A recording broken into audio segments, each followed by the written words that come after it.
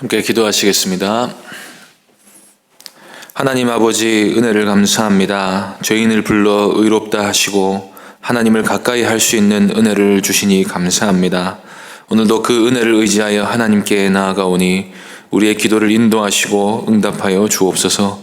주 예수 그리스도의 이름으로 기도하옵나이다. 아멘. 찬송가 420장 찬양하겠습니다. 찬송가 420장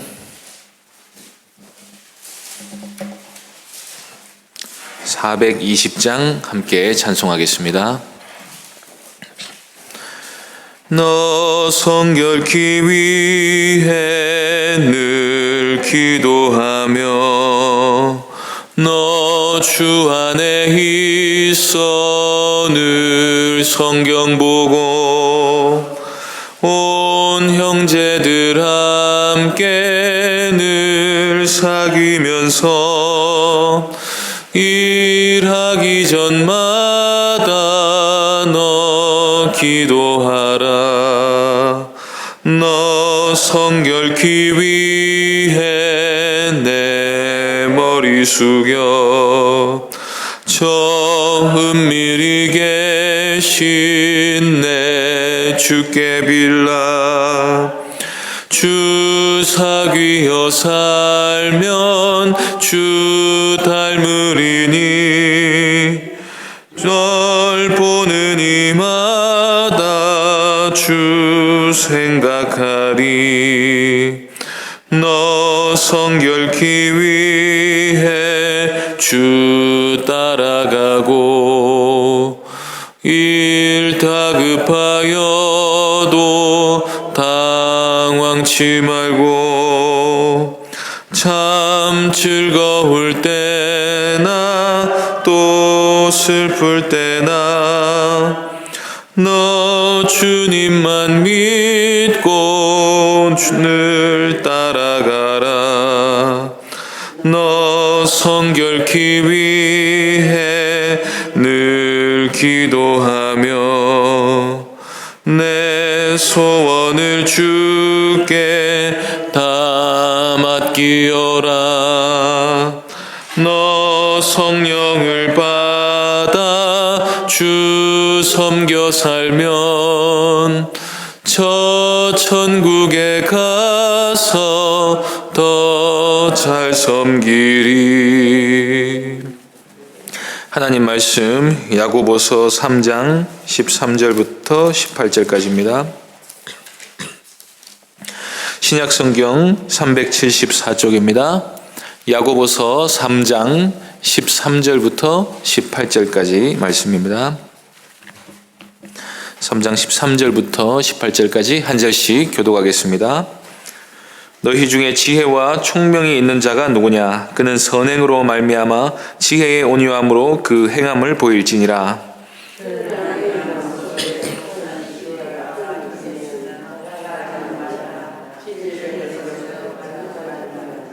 이러한 지혜는 위로부터 내려온 것이 아니요 땅 위의 것이요 정욕의 것이요 귀신의 것이니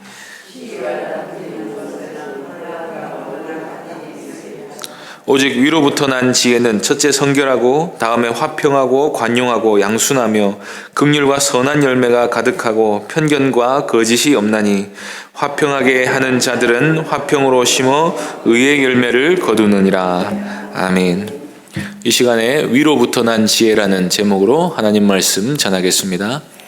기독교 윤리는 인격적인 존재 사이의 관계를 기초로 해서 형성됩니다. 하나님과 사람 사이, 사람과 사람 사이라는 관계 속에서만 어떻게 하는 것이 윤리적이고 도덕적인지를 알 수 있습니다. 우리가 기독교 윤리의 정점인 십계명을 잘 들여다보면 하나님과 우리, 너와 나라는 관계가 없이는 적용할 수 있는 말씀이 하나도 없다는 사실을 깨닫게 됩니다. 우리가 하나님을 두려워하고 그의 계명에 순종해야 하는 이유는 하나님께서 우리의 창조주이시고 구속주이시기 때문입니다. 사람 사이에서 우리가 서로를 사랑해야 하는 이유는 우리가 남남이 아니라 한 아버지를 모시는 형제 자매들이기 때문입니다. 이처럼 서로 가까운 사이이기 때문에 함부로 해서는 안 되며 항상 자기를 낮추고 상대를 높이려는 마음이 기독교 윤리의 기본 자세라고 말할 수 있습니다. 기독교 윤리가 인격적인 관계에 기초하는 것과는 달리 세상은 윤리의 기초를 거의 대부분 사회적 합의나 개인의 완성에 맞추고 있는 것을 보게 됩니다. 사회적 합의란 서로가 서로에게 이 정도 선을 넘어서 피해를 주면 안 되므로 그것을 제한하는 것을 말하고, 개인의 완성이란 유교에서 군자나 성인이 된다든지 불교에서 부처가 된다든지 해서 세상에서 인정받고 뛰어난 사람이 되기 위해서 아니면 홀로 구원을 받기 위해서 윤리적인 행위를 하는 것을 말합니다. 그래서 세상적 윤리는 어떤 개인 수양을 하거나 위대한 덕을 실천하거나 도덕적으로 바른 삶을 산다고 할지라도 항상 자기를 높이기 위한 것이지 타인을 높이기 위한 것은 아님을 우리가 알 수가 있습니다. 그래서 우리가 기독교의 핵심이 사랑이라고 말하는 것은 그리스도인들은 이러한 세상적인 생각과 다른 관점을 가지고 살아야 함을 말하는 것입니다. 예수님께서 말씀하신 것처럼 대접을 받고자 하는 대로 남을 대접하고 용서받고자 하는 대로 남을 용서하고 서로가 서로에게 종이 되어 봉사하고 자기를 낮추고 상대를 높이는 삶의 모든 자세를 말하는 것입니다. 그렇게 자기 자신이 아니라 다른 사람을 사랑함으로써 하나님의 크신 사랑을 깨닫고 그로 말미암은 기쁨으로 충만하게 되는 것이 바로 하나님이 본래 우리에게 요구하시는 모습인 것입니다. 야고보는 바로 그런 관점에서 우리에게 행함을 요구합니다. 단순히 왜 계명을 들었으면서도 실천하지 않느냐, 아는 대로 행하는 게 바른 거다 하는 수준을 넘어서서 우리가 그리스도의 형상을 입었다면 반드시 하나님을 닮는 삶을 살아야 한다고 말하는 것입니다. 그래서 우리가 그리스도인답게 산다는 것은 율법을 문자대로 실천하는 것을 넘어서 상대방을 존중하고 돌보고 높여주는 마음으로 사랑을 실천하는 것을 말합니다. 그렇게 해야 우리가 살아계신 하나님께 영광을 돌리는 삶을 살게 된다고 말할 수 있는 것입니다. 요한일서 4장 20절에서 사도 요한은 이렇게 말씀합니다. 누구든지 하나님을 사랑하노라 하고 그 형제를 미워하면 이는 거짓말하는 자니 보는 바 그 형제를 사랑하지 아니하는 자는 보지 못하는 바 하나님을 사랑할 수 없느니라. 우리가 만일 하나님을 믿고 사랑하고 그분께 영광을 돌리는 삶을 살고자 하거든 반드시 하나님의 뜻대로 우리에게 맡겨주신 사람들을 사랑으로서 섬기며 살아야 할 것을 말씀하고 있는 것입니다. 그런 의미에서 이때까지 야고보가 율법을 행하는 사람이 되어야 한다. 행함으로 그 믿음을 증명해야 한다. 우리 입술에서 나오는 말을 조심해야 한다고 한 말씀은 단순히 우리가 개인적으로 영적으로 뛰어난 사람이 되어야 하거나 하나님께 어떤 인정을 받기 위해서 해야 된다는 말이 아니라 주님의 뜻대로 우리는 서로 사랑하는 삶을 살아야 한다는 사실을 말씀한 것입니다. 그래서 야고보에게 있어서 중요한 것은 우리가 지혜를 얻거나 선행을 하거나 계명을 따라 살거나 가르치는 일을 수행할 때는 반드시 서로 간의 관계를 아름답게 만드는 방향으로 가야 한다는 것입니다. 만일 그렇지 아니하고 어떤 이기적인 목적, 개인적인 야망을 가지고 지혜를 발휘하고 나름대로 실천하고 열심히 일을 한다고 하면 그것은 결국에 어떤 나쁜 결과만을 만들어낼 뿐입니다. 왜냐하면 우리가 지혜와 거룩을 구할 때 하늘로부터 구하지 않고 우리 실력이나 악한 본성이 만들어낸 나쁜 동기로 무엇을 해내려고 했기 때문입니다. 3장에서 야고보는 특히 교회 내에서 선생된 자들, 말이나 지혜로 다른 사람들을 가르치려는 사람들을 향해 말을 주의할 것을 당부하고 있습니다. 왜냐하면 교회 내에서 말로 사람들을 상처 주거나 잘못된 길로 인도하거나 교회를 분열시킬 위험을 가진 사람들은 주로 지도자급의 위치에 있는 사람들이기 때문입니다. 그래서 이 말씀은 1차적으로 말씀을 가르치는 교사들이나 교회 내에서 권위를 부여받은 사람들을 대상으로 하는 말씀이라고 할 수 있습니다. 그런데 또 그와 동시에 또 누구에게나 적용 가능한 말씀이기도 합니다. 왜냐하면 우리 모두는 말로써 누군가에게 영향력 미치며 살아가는 존재들이기 때문입니다. 특히 말씀을 가르치는 공적인 직분이 없다 할지라도 어느 정도 신앙생활의 연조가 깊어지면 자신의 말이 반드시 주변 사람들에게 영향을 미치게 됩니다. 간증거리도 생기고 지식이 늘어 가르칠 말도 생기고 교회라는 조직이나 생리에 익숙해지면 자신의 지혜로 사람들을 살리고 세우거나 반대로 말로 죽이거나 분열시킬 수 있는 능력이 커지게 되는 것입니다. 야고보의 편지를 받는 교회들은 박해를 받아서 온 세상에 흩어져 아직 조직이나 체계나 확고한 리더십을 갖추지 못한 교회들이 많았습니다.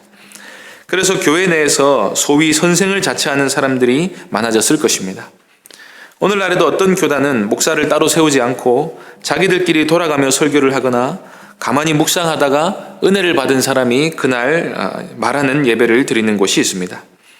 제가 형제교회와 침례교회를 섞어놓은 듯한 교회를 방문한 적이 있었는데, 거기서는 예배 드릴 때 온 성도들이 가만히 앉아 있다가 갑자기 마음의 감동을 받은 한 사람이 일어나서 성경 구절을 읽고 기도하고 자리에 돌아가고 하는 예배를 30분가량 반복하고 예배 끝에 매 주일마다 성찬을 했습니다.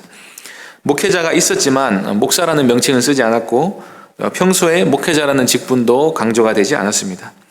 그 목회자는 안수를 받은 것이 아니라 회중에 의해 임명을 받았고 단지 설교하고 목양하는 목회자의 역할을 한다는 것 이상의 의미가 없었습니다. 성찬시 빵을 나누어 주는 것도 꼭 목회자가 해야 된다는 법이 없었고 세례받은 남자 중 아무나 나와서 할 수 있었습니다. 그런데 제가 주목해 본 점은 그런 교회라 할지라도 반드시 공적으로 임명된 지도자, 즉 말씀 사역자가 반드시 필요하다는 것이었습니다. 회중들은 그 필요에 의해서 교회 내에서 기른 한 명의 담임 사역자와 두 명의 말씀 사역자를 세웠습니다. 성찬이 끝나면 이 세 분이 돌아가면서 설교를 했습니다. 예배 때에는 남자라면 누구나 나와서 자유롭게 말씀 읽고 기도할 수 있었지만 설교는 아무나 할 수 없게 만들어 놓은 것입니다. 그래서 사도 바울은 에베소서를 쓰면서 하나님이 교회를 온전하게 세우시기 위해 목사와 교사를 교회 내에 두셨다는 사실을 밝히고, 후에 디모데전서와 디도서를 쓰면서 교회마다 감독들을 잘 세울 것을 매우 강조했습니다. 왜냐하면 교린도 교회 같은 교회의 문제가 경건한 리더십이 없이 지혜 있다고 말하는 선생들이 여기저기 일어나서 서로 경쟁하고 반목하고 시기하고 다투고 하면서 교회 내에 많은 분열과 아픔을 가져다 주었기 때문입니다. 그래서 야고보는 흩어져 있는 여러 형제들에게 권면하면서 너희 중에 혹시 스스로 지혜 있다고 생각해서 선생 노릇을 자처하는 사람들이 있다면 더 큰 심판이 있다는 사실을 염두에 두고 말로써 교회를 분열시키거나 사람들에게 상처를 주거나 혼란을 조장하는 일이 결코 없어야 할 것이라고 말씀합니다. 왜냐하면 혼란이 왔다는 것 자체가 지혜도 아니고 선생된 사람이 해야 할 일도 아니고 무엇보다도 하나님의 뜻이 전혀 아니기 때문입니다. 하나님은 성도들을 하나가 되게 하시고 화평하게 하시는 분이십니다. 그러므로 하늘로부터 오는 지혜를 받아 말한다고 하는 사람들은 그 말로써 사람들을 화평하도록 인도해야 하는 것이지, 자꾸 분열하고 다투고 교만한 자랑을 한다는 것은 지혜를 잘못 받았다는 것입니다. 그래서 야고보는 13절에서 너희 중에 지혜와 총명이 있는 사람이 누구냐? 그는 선행으로 말미암아 지혜의 온유함으로 그 행함을 보일지니라고 말씀합니다. 지혜와 총명이 있는 사람은 말로 지혜를 자랑하는 데 그칠 것이 아니라 반드시 선을 행해야 합니다. 특별히 여기서 야고보는 우리가 선행으로 행함을 보일 때에 지혜의 온유함으로 해야 한다고 말씀하는데, 왜냐하면 사람이 지혜를 가지고 그것을 지혜의 온유함으로 하지 않고 시기와 다툼으로 또 교만한 마음으로 하면 결국 상대를 낮추고 자기 스스로를 높이는 잘못을 범하게 되기 때문입니다. 여기서 지혜의 온유함이란 14절에 있는 독한 시기와 다툼과 대비되는 말입니다. 14절에서 이렇게 말씀합니다. 그러나 너희 마음속에 독한 시기와 다툼이 있으면 자랑하지 말라. 진리를 거슬러 거짓말하지 말라. 어떤 사람들은 가르치거나 말하는 동기가 겸손과 온유로서 관계를 세워나가는 것이 아니라 그 중심에 독한 시기와 다툼이 있다는 것입니다. 이것은 교만하기 때문인데, 교만한 사람은 다른 사람이 자기보다 칭찬받거나 인정받거나 인기를 끌거나 밑에 사람들을 많이 모으거나 하면 마음의 시기가 불처럼 올라옵니다. 내가 아니라 그리스도께서 존귀하게 되는 게 훨씬 중요한 일이다 하고 생각하고 겸손하게 말씀에 순종해 나가야 하는 것이 마땅한 모습인데, 그렇지 않고 자신의 이기적인 성취 동기나 야망이 이루어지는 게 훨씬 중요하기 때문에 자기가 높아지기 위해 다른 사람들을 시기하고 뒤에서 비방하고 앞에서 다투고 하는 일이 있다는 것입니다. 야고보는 그것을 두고 진리를 거슬러 거짓말하는 것이라고 말씀하고 있습니다. 진리를 거슬러 거짓말한다는 말은 두 가지로 생각해 볼 수 있습니다. 하나는 실제로 복음 진리가 아닌 거짓 가르침을 전하게 된다는 것입니다. 자기가 교회 내에서 최고로 인정받아야 하고 그 때문에 시기심이 생기면 의도치 않았더라도 무리한 내용을 가르치게 될 수 있습니다. 어떤 사람들이 듣기에 아주 솔깃할 만한 내용이나 기존의 어떤 이론을 뒤집는 뾰족하고 자극적인 이론 같은 것을 가지고 와서 이것이 마치 최신 신학이고 잘못된 것을 바로잡는 것처럼 하고는 진리를 부지런히 가르치는 그 자체에 집중하지 않고 무언가 인기를 얻으려는 의도로 가르치다 보면 복음을 자꾸 벗어나게 될 수 있다는 것입니다. 또 하나는 독한 시기나 다툼과 교만한 자랑을 하는 것은 자신이 가르친 말씀대로 실제로 살아내지 않는다는 의미에서 거짓말이 될 수가 있습니다. 말씀을 전하는 사람이 자신이 한 말을 삶으로 반박하는 경우는 의외로 많습니다. 말이 바르다 할지라도 삶이 바르지 않으면 자기가 한 말이 다 거짓말이 되는 것입니다. 야고보는 15절에서 그런 식의 지혜는 위로부터 내려온 것이 아니라고 말씀합니다. 오히려 시기나 다툼을 조장하고 자기를 높이려는 식의 지혜는 출처가 하늘이 아니라 땅이나 정욕으로부터 온 것입니다. 이 세상 사람들이 추구하는 바는 자신이 높아지는 것과 육체의 온갖 정욕을 만족시키는 것입니다. 복음은 그것을 치료하러 온 것인데 진리를 전한다는 사람들이 전하는 동기가 개인적인 성취 동기나 야망을 위해서 그리스도가 아니라 자기가 높아지기 위해서 한다는 게 말이 안 된다는 것입니다. 그래서 야고보는 지혜가 있다고 말하는 사람들은 말이 앞설 것이 아니라 지혜의 온유함 가운데서 실제적인 선을 행하라고 말씀하고 있습니다. 심지어 그런 지혜는 귀신으로부터 오는 지혜입니다. 마귀는 처음부터 내가 하나님처럼 되라고 하와를 유혹했습니다. 다투고 분열을 조장해서라도 어쨌든 내가 최고가 되어야 한다는 마음은 이처럼 귀신으로부터 온 것입니다. 또한 마귀는 범사에 하나님을 반대합니다. 그래서 마귀는 하나님께 불순종하고 하나님의 형상을 죽이려고 합니다. 그래서 사탄은 자기를 따르는 사람들을 계속해서 분열시키고 다투게 하고 상처를 받게 해서 서로를 죽이는 것입니다.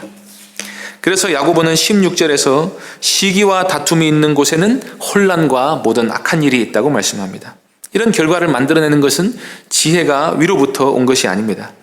아무리 성경을 꿰차고 있고 복음에 정통하고 신학을 다 바르게 알고 있어도 분란을 조장하고 다투면서 자기가 높아지려고 하고 또 실제로 선을 행하지 않는 사람은 지혜가 없는 사람입니다. 그런 의미에서 야고보는 참 지혜가 무엇인지를 제시합니다. 17절에 보시면 먼저 위로부터 난 지혜는 성결함입니다. 이 성결로부터 온갖 아름다운 것이 나옵니다. 우리가 하나님으로부터 성결을 구하고 성결을 추구하는 삶을 사는 것, 곧 하나님을 경외하는 것이 위로부터 오는 진정한 지혜입니다. 그러면 그 열매가 화평과 관용과 양순과 긍휼과 같은 선한 열매들로 나타나고 편견과 거짓과 같은 악한 요소들이 제거되게 됩니다. 땅에서 난 지혜가 악한 열매를 맺는다면 위로부터 난 지혜는 의의 열매를 맺습니다. 그런데 위로부터 난 지혜가 가져오는 이 선한 열매들을 내용을 잘 살펴보면 모조리 관계를 아름답게 증진시키는 일을 추구하는 것임을 알 수 있습니다. 가장 중요한 것은 서로 간에 화평하는 것입니다. 그리고 상대를 포용할 줄 알고 순종하는 마음으로 대하고 사람을 대할 때 진실하고 공평무사한 것이 위로부터 오는 진정한 지혜이고 지혜로부터 나오는 온유함인 것이고 우리가 행해야 할 진짜 선행인 것입니다.